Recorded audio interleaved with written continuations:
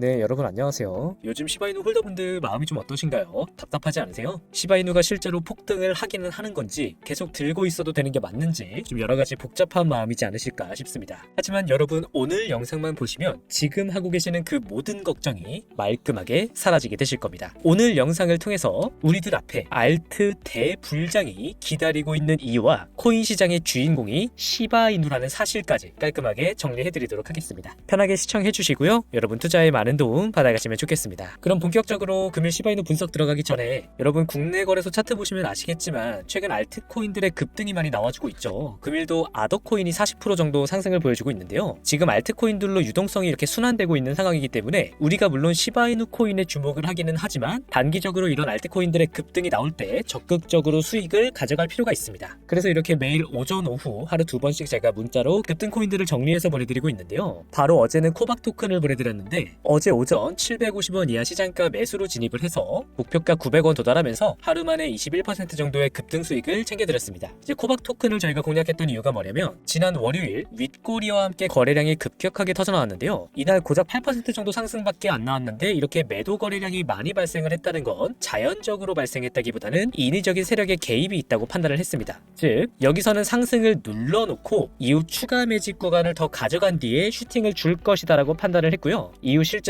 슈팅이 나와주면서 21% 정도의 급등 수익을 빠르게 가져갈 수 있었습니다. 그래서 이렇게 단기적으로 알트코인을 통해서 수익을 가져가고 싶으신 분은 지금 화면 아래에 보이는 제 번호로 급등이라고만 보내주시면 문자를 보내드릴 거니까요. 편하게 받아보시고요. 당연히 별도의 조건은 없고 수익 나시면 다른 거 없이 제 영상의 구독, 좋아요만 부탁드리겠습니다. 네, 그러면 지금부터 본격적으로 시바이누 분석 시작해보도록 하겠습니다. 첫 번째 포인트인 알트 불정에 대한 이야기인데요. 우리가 시바이누 코인에 집중을 하고 있기는 하지만 결국 비트코인에 대한 분석도 같이 진행을 할 수밖에 없어요. 왜냐면 비트코인의 가격이 하락을 하게 되면 알트코인인 시바이누 또한 강한 하방 압력을 받게 되기 때문이죠. 지금 화면에는 제가 기관 투자자들의 분기별 비트코인 매수량을 보여드리고 있는데 지난 1분기 때 이 기관들의 비트코인 매수량이 사상 최대치를 기록했다는 사실을 확인할 수가 있습니다. 그런데 여러분 조금 이상하죠? 왜냐면 지난 1분기에 비트코인의 가격은 상승이 아니라 하락하는 흐름을 보여줬기 때문이에요. 그렇다면 이 하락에서 나왔던 매도 버튼을 누른 사람들, 이 매도의 주체들은 과연 누구였을까요? 자, 지금 보시는 데이터는 6개월 미만의 단기 비트코인 보유자들의 비트코인 거래소 입금량 차트인데요. 거래소로 코인을 입금했다라는 것의 의미는 해당 코인을 매도하기 위한 목적으로 해석이 됩니다.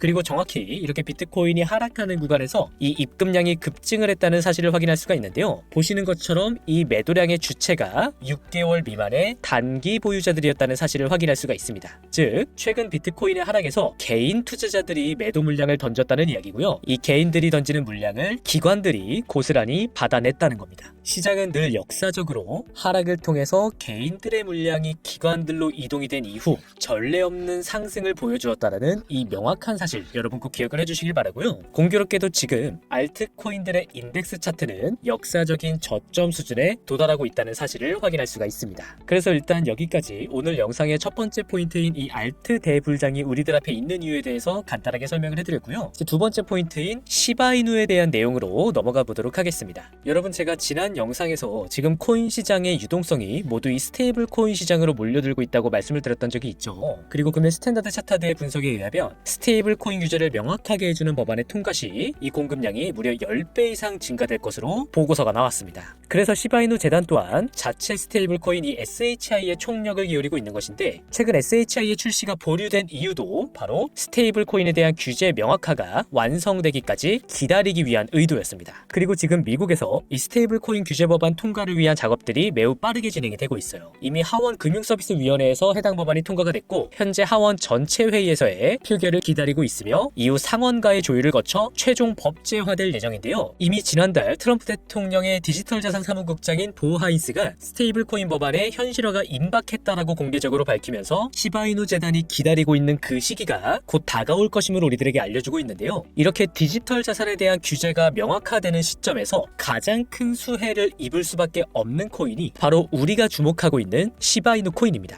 최근 월가의 싱크탱크인 번스타인의 보고서에 따르면 이러한 디지털 자산 규제에 대한 움직임이 로빈후드와 코인베이스에게 엄청난 이익을 가져다 줄 것이다라는 내용이 게시되었는데요. 여기서 로빈후드는 시바이누 보유량 총 3위에 해당하는 고래인 동시에 최근 SEC의 조사까지 종결되면서 법적 불확실성까지 제거해 놓은 상황입니다. 여기까지 일단 이 로빈후드에 대해서 여러분 기억을 해주시고요. 두 번째 코인베이스에 대한 이야기로 넘어가 보면 코인베이스는 자신들의 마켓 플랫폼인 코인베이스 커머스를 통해 시바이누를 결제 수단으로 사용을 하고 있습니다. 게다가 작년에 시바이누 코인을 선물 시장에 출시시켰고 자신들의 인덱스 펀드에 도지코인 리플과 함께 시바이누를 추가시키면서 시바이누 현물 ETF에 대한 자신들의 계획을 공공연하게 드러내고 있었는데요. 마찬가지로 코인베이스도 최근 SEC의 재무조사가 종료되면서 법적 불확실성을 제거하는 데 성공한 상황입니다. 그런데 여기까지의 내용이 시바이누의 가격과 어떤 직접적인 연관성이 있다는 것이냐? 자, 여러분 여기부터 굉장히 중요한 내용이니까 조금만 집중해주세요. 여러분 지금 코인베이스가 진행하고 있는 프로젝트에 어떤 것이 있는지 아시나요? 바로